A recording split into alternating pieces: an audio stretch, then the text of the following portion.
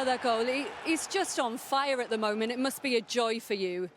Yeah, he definitely is. I think he has the best numbers from all of our attackers. All of our attackers have great numbers, but Mo stands out in that aspect. But apart from the numbers our forwards have, let's not forget the defensive run Lucio Diaz made to make sure we could have kept a clean sheet. Absolutely, a clean sheet, another win, 5 points clear at the top of the table. What did you feel overall about the manner in which you won the game tonight? It wasn't easy, like most of our games has been till now. But that's normal if you play Premier League, especially against a good team like Aston Villa. They were maybe not as aggressive as we thought. They just waited. And we were patient, although sometimes I felt we were still not patient enough, because the few times they threatened us was from a counter-attack where we lost the ball in midfield, or, of course, one thing they are very, very, very good at as well, their set pieces.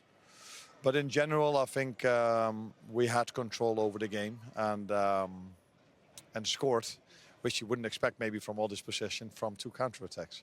Did you feel, sorry. On you go. I was going to say, did you expect to get those opportunities tonight from Aston Villa from counter-attacks? Have you seen them do that before at corners? You know, come right so up to the edge of the box. You mean Villa or us? Yes, Villa. Oh. But there was nobody on the halfway line, no protection. No. I think when it comes to set pieces, that's an aspect the assistant coaches do a lot. So I'm mostly looking at, okay, how do they press, how do they build up? But the set pieces are for someone else, although I'm involved, but for someone else. So the only thing I do know is that Liverpool, it's not the first time we score, they score, because a lot of times I wasn't there yet. From breaks like that, because we have players that are so fast on the counter attack. So it was good to see that we scored 2 from. And how happy were you to see Darwin get on the score sheet today? Yeah, happy. I wondered what would have happened if he wasn't there, because Mo was, in my opinion, he was through on goal. Yeah, he was brought down. Yeah. And it felt to me that the referee. Well, he waves his hands away. As if it wasn't a foul. It would have gone to VAR and they may have had a look at it. Maybe. He was chasing the referee, you see. But in general, with VAR, it's like, okay, if the referee didn't blow his whistle, then 9 out of 10 times the decision on the pitch stays. So, but Darwin was there and he scored. It was good for him, because I think as a striker you always want to score.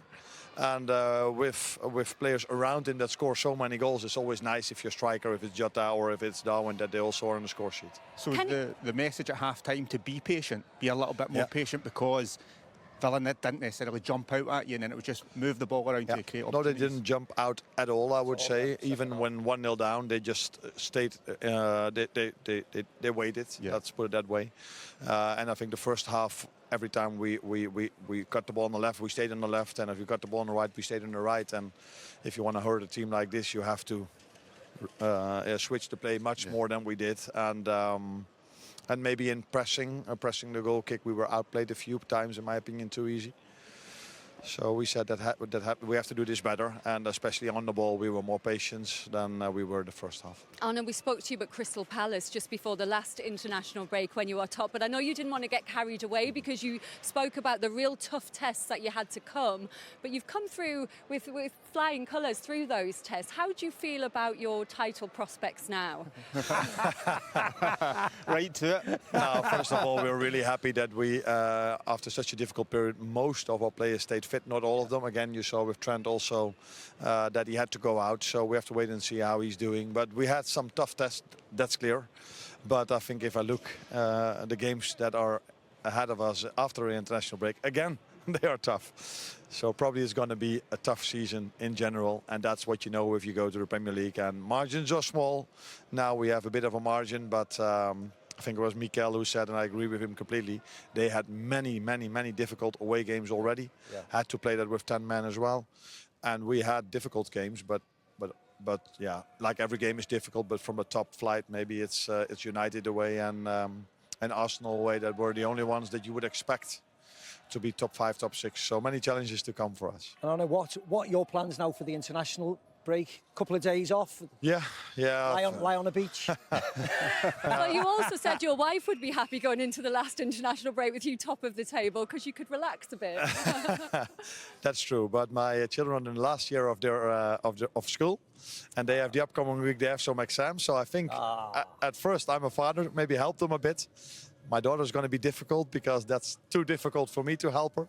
But with my son, I'm maybe able I am to do so. And then afterwards, maybe a few days enjoying some sun, if there's sun anywhere in Europe. Those so children get in the way, don't they? Those children in school. I hope you enjoy a bit of a break, and congratulations on the win tonight. Thank you. Brilliant, Gaffer. Well done. Well Yeah, done. Congratulations. Thank you so much.